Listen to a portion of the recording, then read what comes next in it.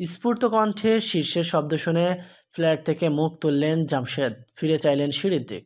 অধীর পায়ে নামছে তীব্র। চেহারায় নিশ্চিন্তের প্রলেপ। পরনে ডোরাকাটা প্যান্ট, এলোমেলো শার্টের বোতাম খোলা, মাথার চুল অপরিপাটি। বা হাতের কবজিতে রূপার চকচকে পুরো ব্রেসলেট ঝুলছে। সকাল সকাল ছেলের রূপ দেখে মেজাজ চটে গেল ওনার। গতকাল রাতের কাণ্ডের পর তীব্রর এমন নিরুদ্বিগ্নতা নতুন নয়, হয়ে আসছে। কিন্তু রাগ হলো ওর বাউন্ডলে বেশভূষায়। যেখানে তিনি সবসময় নিজেকে গুছিয়ে রাখেন, সেখানে একমাত্র ছেলের কি ছিঁড়ি। তার শরীরে থাকে দামি আতরের ঘ্রাণ, সেখানেও কাছে আসলে সিগারেটের গন্ধে শ্বাস নেওয়া দুর্বল। তীব্র ফুরফুরে মেজাজে গুনগুন করতে করতে এসে চেয়ার টানল। প্রমোদ গোলাই আড়ালো। Good morning. লুৎফার মুখটা এইটুকুন। উঠে খুব কষ্টে এক টুকরো হাসলেন। পরপর শঙ্কিত লোচনে দেখলেন স্বামীর শক্ত মুখ। ছেলের মোয়াতলামি স্বয়ংও ভোলেওনি, উনি ভোলেননি জানেন। এ নিয়ে এখন আবার কি অশান্তি হবে কে জানে।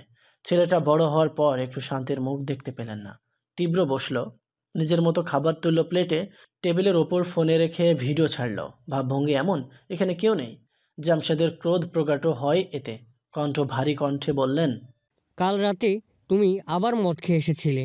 তীব্র ফোনের দিক চেয়ে জবাব দিল, হ্যাঁ, পার্টি ছিল। পার্টিতে মদ খেতে হবে এমন কোনো কথা নেই। তীব্রর জবাবের বদলে এলো তার খাবার চিবানোর আওয়াজ। জামশেদ কাঙ্ক্ষিত ফলাফল পেলেন না। ও সন্তোষ জানিয়ে বললেন, তোমার নামে কাল ফের অভিযোগ এসেছিল। খাওয়া থামালো তীব্রর। চাইলো বাবার দিক। ঘোলা চোখ তপ্ত রূপে শুধালো, কে দিয়েছে? কেন, শুনে কি করবে? মারবে ওদের? তীব্র এক পেশে হাসে। তীব্র রেজা তালুকদারের নামে বিচার দেয়? এত বড় বুকের পাটা যার, তাকে দেখব না? জামশেদ স্পেলিংয়ের ন্যায় জ্বলে উঠলেন। তোমার লজ্জা করে না একজন মন্ত্রীর ছেলে হয়ে রাস্তায় গুন্ডামি করে বেড়াতে? আমার কি টাকার অভাব যে তুমি দোকানে গিয়ে চাঁদা তুলে বেড়াবে? তোমার জন্য লজ্জায় মুখ দেখাতে পারি না আমি। এ নিয়ে কতবার পেপারে নিউজে ছাপানো হয়েছে জানো? কত টাকা খসিয়ে সেসব টেলিকাস্ট হওয়ার আগে আমাকে বাতিল করতে হয়েছে। হিসেব আছে? কি পাও এসব করে? কি পাও আমার নাম খারাপ করে? তীব্র ভনিতাহীন জানালো। আনন্দ। জামশেদ থমকালেন, নিশ্চিত হতে শুধালেন, কি? তীব্র চাইল, সদর্পে জানালো, আপনার অনেক টাকা, কিন্তু সেসব উড়িয়ে আমি আনন্দ পাই না।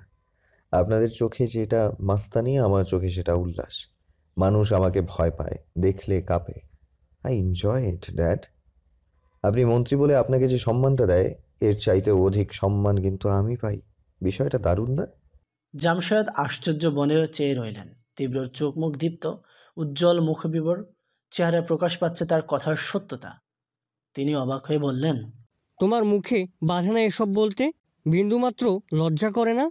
তীব্র উদ্বেগহীন। না। আর আপনার এই এক কথা এবার থামান, নতুন কিছু বলুন। I am fed up. Jamshed ক্রুব্ধ হয়ে ঘুষি বসালেন টেবিলে। নড়ে উঠল থালা বাসন। গ্লাসে ঢালা জল সংখ্যালো দুদিক। বাড়াবাড়ির একটা সীমা আছে তীব্র। তুমি ভুলে যাচ্ছ আমি একজন স্বরাষ্ট্রমন্ত্রী। এই অবধি আসতে কত খেসারত দিয়েছি তুমি জানো? জানো না। জানলে এমন করতে না। গ্রাজুয়েশন শেষ করেও বেকার ঘুরছো। ঘোরো, কিছু তো বলিনি। তাই বলে মাস্তানি করবে? এলাকার প্রত্যেকটা মানুষ অতিষ্ঠ তোমার যন্ত্রণায়। প্রতিদিন গেটে কেউ না কেউ আসে। আর কত? মান ইজ্জত অনেক শেষ করেছো। থামো এখন। ছেলে বলে কিছু বলছি না, মানে এই নয় যে বলবো না।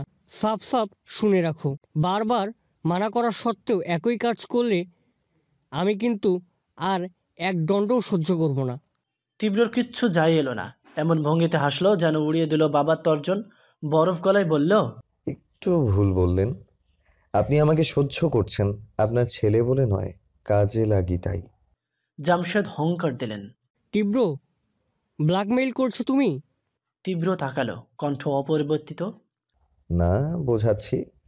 আমি যেমন আপনার কাজে হস্তক্ষেপ করি না, কোথায় কি করছেন দেখতে যাই না, আপনারও তেমন আমার কাজ নিয়ে মাথা ঘামানো উচিত নয়। Everyone should have their privacy, dad. Lutfa দিশাহারা ভঙ্গিতে দাঁড়িয়ে স্বামী সন্তানের দ্বন্দ্বে হাঁসফাঁস করছেন নীরবে। কাকে থামাবেন, কি বলবেন জানেন না। দুজনের কেউ যে কথার মান রাখেনি কোনোদিনও। তীব্রর কাটা কাটা জবাবে জামশেদ বাক্যহীন। উত্তর খুঁজে পেলেন না। শুধু পৌরগতর ক্রোধে থরথর করতে দেখা গেল। ছেলেকে জুৎসই জবাব দিতে না পারার ব্যর্থতায় রুটোতা ছুটল রন্ধে। আক্রোশে খাবার শুদ্ধ থালাটা ছুঁড়ে ফেললেন মেঝেতে। চমকে আটকে চাইলেন লুৎফ। তীব্র একবার সেদিক দেখে ফের ফোনে মনোযোগ দেয়। জামশেদ কিড়মিড় করলেন, উঠে হন হন পায়ে হাঁটা ধরলেন সদর গেটের দিকে। পেছনে লুৎফা ছুটতে ছুটতে অনুনয় করলেন, শুনো, খাবার ফেলে যেতে নেই।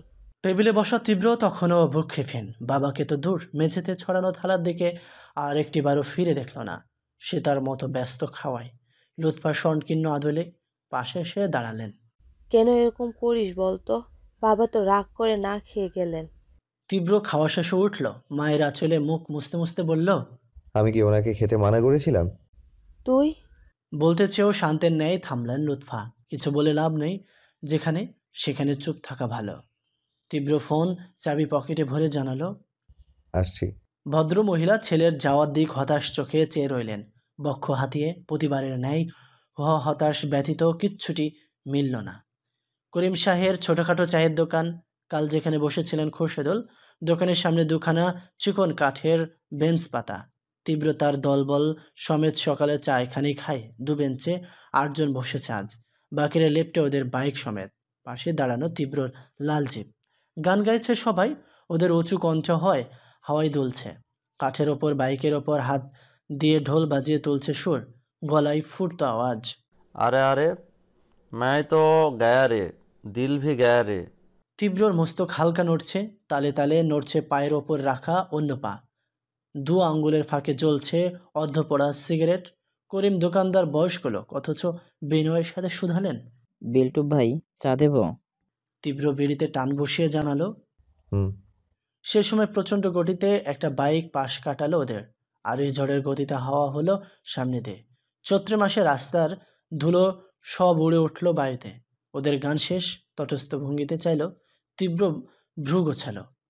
টং থেকে স্বল্প মাথা বের করলো আগন্তুক দেখতে। সাফনের দিক চেয়ে বলল, কে ছিল? সে মাথা নাড়ালো। চিনি না, দাঁড়া দেখছি। সাফিন মুহূর্তে তার বাইক ছোটালো। সাথে চলল আরো কয়েকজন। তীব্র হাতে তকতকে চায়ের কাপ। এই কাপে করিম শাহ কাউকে চা দেন না, শুধুমাত্র তীব্রর জন্য বরাদ্দ তা। উৎস চায়ে পোড় খাওয়া ঠোঁট ভেজানোর মধ্যে লোকটিকে বগল দাবা করে হাজির হলো ওরা। ভদ্রলোকের চেহারা আতঙ্ক। বিচলিত চোখ মুখ। কি করছেন বুঝতে পারছেন না। এতগুলো তাগড়া যুবকের কবলে পড়ে ঘামছেন খুব। সাফনের মুঠোয় তার বিনস্ত্র শার্টের কলার। ওকে ছিটকে রাখার মতো তীব্রের সামনে দাঁড় করালো সে। বলল, এই দেখ, এই বেটা। তীব্র ঘাড় ঘোরালো, দেখলো একবার, কিছু বলল না। মিরাজ গিয়ে দাঁড়ালো সামনে। কি বাবা, কই যাচ্ছিলে এত সেজে গুছে? লোকটি ভীত, মনে হচ্ছে ছেলেগুলো সুবিধের না। আর 10-12 জনের সঙ্গে লড়াইয়ের সাহস তো তার একেবারেই নেই। নরম গলায় বলল, অফিসে। খুব তাড়া ছিল বুঝি? জি, মানে দেরি হয়ে গেছিল। মুশফিক ভ্রু উঁচায়। এই এলাকায় থাকিস? আগে তো দেখিনি। জি, আসলে আমার শ্বশুরবাড়ি এখানে, নতুন বিয়ে হয়েছে। সবাই সমস্বরে টেনে টেনে বলল, ও। নতুন জামাই। মিরাজ ভদ্রলোকের চিবুক ডান বামে ঘুরিয়ে বলল, ওলে ওলে, আমাদের পাড়ার নতুন জামাই। তা জামাই মিট্টু মাস্তানকে চেনো? লোকটি বিভ্রান্ত হয়ে মাথা নাড়ালেন। ও শুধালো, জি, নাম শুনেছ? দেখোনি তাই তো? আচ্ছা দেখাচ্ছি, ওই দেখো। তীব্র দিক আঙ্গুল তাক করল মুশফিক। লোকটি অনুসরণ করলেন ইশারা। চায়ের কাপে নিপুণ মনোযোগী তীব্রকে দেখলেন গ্রাসিত লোচনে। শাফিন বললেন, দেখছিস? জি। সালাম দেবে কে? তোর বাপ? লোকটি তৎপর ভয় ভয় আওড়ালো। আসসালামু আলাইকুম। মিরাজ থুষ্ট গলায় বলল। গুড। উনি ছোট কণ্ঠে শুধালেন, আমি যাব এখন? মুশফিক চোখ পাকাই। যেতে বলেছি তোকে? জি না। শাফিন বলল, শোন, যেখানে বিট্টু থাকে লোকজন সেখানে চোখ তুলে হাঁটে না, উঠতে বসতে সালাম ঠোকে। আর তুই সেখান দিয়ে জোরে বাইক চালিয়ে যাওয়ার সাহস করেছিস? এটা অন্যায় হয়ে গেল না? লোকটিকে চুপ দেখে ধমকে উঠল। হলো না অন্যায়? তিনি ব্যস্ত আওড়ালেন। জি, হলো। মিরাজ বললেন, অন্যায় যখন করেছো ভাইয়া, একটা শাস্তি পাবে না তাহলে? আশঙ্কায় মুখ চুপসে গেল ওনার। ধরে নিলেন এতগুলো ছেলের উদুম কেলানি খাবেন এবার। মনে মনে সিদ্ধান্ত নিয়ে ফেলেন, আজ বেঁচে গেলে আর জীবনে ফুল স্পিডে বাইক চালাবেন না। মুশফিক শুধরে দিয়ে বলল, শাস্তি কেন বলছিস? ও হলো এলাকার নতুন জামাই। ওকে তো আমরা আপ্যায়ন করব। কি করব? সবাই একসাথে চেঁচালো, আপ্যায়ন। তারপর তীব্রর দিক চেয়ে বলল,